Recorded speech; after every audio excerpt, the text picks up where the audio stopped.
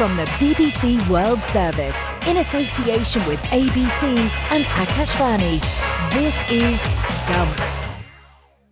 Hello, I'm Alison Mitchell in London and welcome to Stumped. With me from Sydney for the ABC is Jim Maxwell and Charu Sharma for Akashvani is in Bangalore. Now, Indian cricket is set for a new era after the legendary Virat Kohli called time on his Test career after a highly influential 14 years. Kohli departs just a few weeks before the start of India's 5-Test tour of England, and his announcement came just a few days after the retirement of captain Rohit Sharma. Now, his numbers will say that he played 123 tests, scored over 9,000 test runs, including 7 double hundreds, and he retires with an average of 46.85, which is an outstanding number that dipped just a little from an extraordinary average of just over 50. But perhaps more significantly, in this era, there has been no bigger supporter of the 5-day game from someone who has so much influence over so many. It's not the last we're going to see of him in an Indian shirt because he will still be playing one-day internationals. But Charu, it was huge news. How did you hear it? What did you think when you heard Kohli was retiring from Tests? And are the reactions still coming in from the fans, the players and the pundits? Well, I think the ripple is going to last a long, long time. But I was surprised for sure. And if you analyze this a bit, why do people retire? What leads them to the retirement road? I think 2 primary reasons. One, of course, a reduced physical ability. And or, of course, the possibility of non-selection. And they say, well, I think I'll just step away from the game. Kohli was under no danger from both. Still one of the fittest around. And, of course, he was a shoo-in for the Indian team. And that has led to a lot of surprise, and a lot of the fans are still perplexed. Why? And, of course, it came on the back of Rohit Sharma's retirement. So it led to a whole lot of change of guard kind of situations, which was unprecedented. Your mind goes back to some early meetings, and the very first interaction I had with Kohli personally, and I haven't had really that many as an interview. I mean, he doesn't give that many interviews, certainly not sort of to radio, even when he, was captaining India. But I first met him in the bar of the Malmaison Hotel in Birmingham when India were over for an ODI series in 2014. So he was sort of a relative youngster in the team at that point. Ravi Shastri was the coach, and he beckoned me over to a table in the bar where he was sitting with a number of the players saying, Alison, come and talk cricket to my boys. And Virat Kohli was there, Shikhar Dhawan was there, and 1 or 2 others. And Virat actually sat and told me about the time that his father died. And it's a well-known story now, but hearing it from him himself, he was playing at Ranji Trophy match, wasn't he? He was just a teenager. News came, he was mid-innings that his father had died, yet he resumed his innings the next day, went on to make, 90 or 95, and then drove afterwards to his father's cremation. And I think that made a huge impression about the mental strength of somebody, an emotional strength to be able to continue an innings amidst, the devastating emotional news that he had had. So that really stayed with me. And of course, he became an absolutely compelling cricketer to watch. He would often show all those emotions on the field as well. Enough from me. Let's hear from somebody who has been up close with Kohli as an Indian teammate. Former India opener turned IPL commentator Abhinav Mukund made his Test debut in the same match as Kohli against the West Indies in Kingston in 2011. And he joins us now. Abhinav, great to have you on. Give us your memories then of that day in Kingston and the 22-year-old Virat Kohli. The first Test match for the country, it's a special moment for me, but an even special moment for him. We hold our Test numbers very, very dear to our chest. But I remember being extremely nervous and sharing that nervousness with Virat at that point, who had already played white ball cricket for India. We all understood the importance of the Test match game. We'd just come fresh off winning an ODI World Cup, and there was a lot of expectations. But then we all knew what Virat wanted. And there are a lot of us who were very kicked about representing our country. We had very different journeys as cricketers, but Virat wanted to be the best there ever was. He wanted to be the best batter in the team. He wanted to be the best version of himself. And the drive, hunger, and passion was seen even earlier. He had been in numerous under 15, under 17, under 19 camps together. And he always wanted to be the best player. He wanted to be the best in anything that he touched. And I think it proved till the end, where he just kept trying to be the best version of himself. That's something that I remember him more than his milestones and the numbers that speak for himself. Given that what you observed from him early on, could you almost imagine that he was this guy is going to have a successful career? Did he have that sort of extra application that already just seemed to make him stand out? Yeah, he was fast-tracked into every single tournament possible. There's this famous story of Mr. Charu Sharma picking him for the IPL, and they were part of the RCB. They were the only guys who were drafted initially. So he came in with a reputation even when he was an 18-year-old, was fast-tracked into the A squads as soon as won the World Cup. Played for India a year later, 2 years later, he was handed his test debut. So everything was seamless for Virat Kohli because everywhere he played, he wanted to perform and he kept scoring runs at every single level. Nobody questioned his talent ever. But growing on from a test batter to a test match captain, and in this era of franchise cricket and global franchise cricket where the landscape is tilting towards players becoming freelancers, and with the idea of having a year-round franchise cricket tournament everywhere in England, in Australia, in India, to just show his passion for test match cricket in this era, I feel is his greatest achievement because you needed someone as big to fly the flag of test match cricket. It is a hard sport. Don't get me wrong. It's a 5-day marathon with 10 test matches. You have to prepare differently for test match cricket.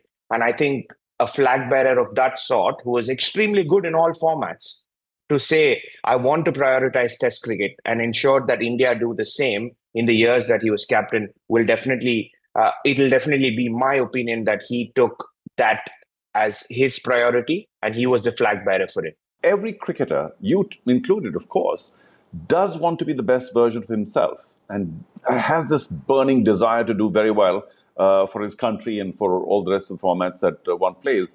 What really stood out about Virat Kohli technically? Was there something that, enabled him to become this big star, which was special in terms of technique, or was it just, what was it that made him Virat Kohli? Look, he was blessed with incredible talent at a very young age. But as you know, Charu, there are about 10,000 kids like that in our country who are blessed with incredible talent here. What made Virat special was that he did not leave an inch to anything else. He ensured you met him as a chubby kid when he was in the IPL at 2008. He then transformed his physical side of things, ensured that he didn't leave any stone unturned for the physical aspect of things. Mentally, he always felt that he was the best. It almost was that the intensity that he brought onto a cricket field. You ask any single cricket viewer, I know every single legend of ours in the past, be it our Sachins or Rahuls, had their own way of expressing. But the intensity that he brought on to the cricket field, like that game in England where the famous interview or the famous huddle where he said, let's give them 60 overs of hell. I don't think any cricket captain has said that in the past. I might be wrong with my history here, but that's a moment that really stood out for me because went out with such intensity. I said this on air a couple of times. I said, we've used to seeing the 5-day form of the game being played in a certain way, and a lot has been said about baseball. But the intensity that the captain Virat Kohli brought onto a cricket field, it was unimaginably hard for you to keep up because he would be intense every ball. And that would literally squeeze the life out of you when you were playing on the field. But that's the standards that he expected. And that's why I think he was always way better than all of the other talented kids that there were. He wanted to be the best because he pushed his mental and physical boundaries to the limit. Abhinav, I mean, India have had this thread, haven't they, from, Sachin Tendulkar, MS Dhoni, Virat Kohli. When this latest superstar, has now departed the Test arena, of course, still in ODIs for now, but who's the player that, is going to be the next superstar for the nation to embrace and elevate to that sort of status? It's a very tough question to answer. I know there are a lot of successors at the moment as we speak, but somehow I fear with the changing landscape, we're not going to have one global superstar like we've had. We're going to have few. We're going to have mixed captaincy. We're going to have spurts of people coming up and performing in one particular format. I think that's how it's going to turn out over the next decade or so, if I may say, because it's very difficult to play all three formats as a modern day batter or a bowler. Very few. There's already one superstar player that we have currently who I think is the best in the world, Jasprit Bumrah. But if you're going to ask me specifically a batter, I know Shubman Gill's touted to be the next captain. He's in talks to be the next captain. You've got young Yashasvi Jaiswal, who's played really well across formats. But then again, I think it's going to be one guy in one particular format where, like, for example, Surya Kumar Yadav in the T20 form. So you're going to have a split of players coming up as superstars. You're not going to find one person who can ace all three formats over the next decade. And that's not only from India. I think it's going to be the same across countries as well. We've spoken, Abhinav, about Kohli's influence on the popularity of the Test game, the way it was played.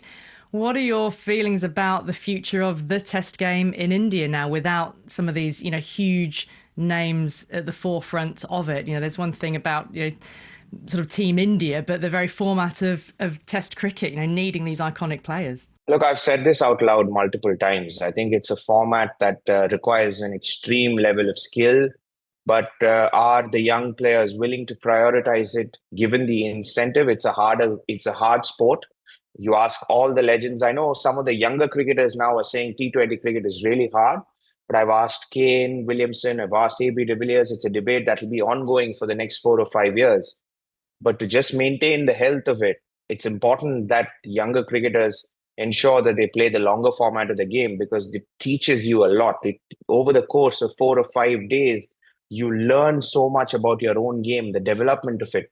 There are multiple examples with the younger cricketers as well who've gone back to play first-class cricket and come back as better players in the IPL or the 100 or the BBL. So that's exactly my point. You can't just prioritize white ball cricket alone. Test match cricket has its place. I'm not too sure about the ODI game, but it's good that Rohit Sharma and Kohli are still playing the ODIs. But Test match cricket is here to stay, because people will enjoy the real battle of Test match cricket. And I'm really hoping that young cricketers and BCCI will really incentivize those who decide to prioritize that format year on year. And we have a very strong Test match team for the years to come. So who will be the next Test captain? Are they going to go back to Bumrah? Who's in the running for that spot? So the news that's coming out here is all of these are unconfirmed reports, is that Shubman Gill is the favorite to be the captain, with Rishabh Pant being his deputy. But I'm pretty surprised that Bumrah hasn't been one of the front runners as well. It could possibly be because of the fact he has a little bit of issues with injury. But then again, you've got a few captains you've got Pat Cummins as captain, and he's been fine as Test match captain, so why not? Abhinav, it's been great to have you on and to have your thoughts in on Kohli and the wider Test game as well. Great pleasure to have you. Thanks for being with us on Stumped. Thank you so much for your company, guys. Thank you so much. It's Abhinav Mukund, who made his Test debut in the very same match as Virat Kohli. Well, that's all we've got time for on this week's Stumped. So I'll say thanks to Jim Maxwell and Charu Sharma, and to all of you for listening. And we'll see you again next week. Until then, bye for now.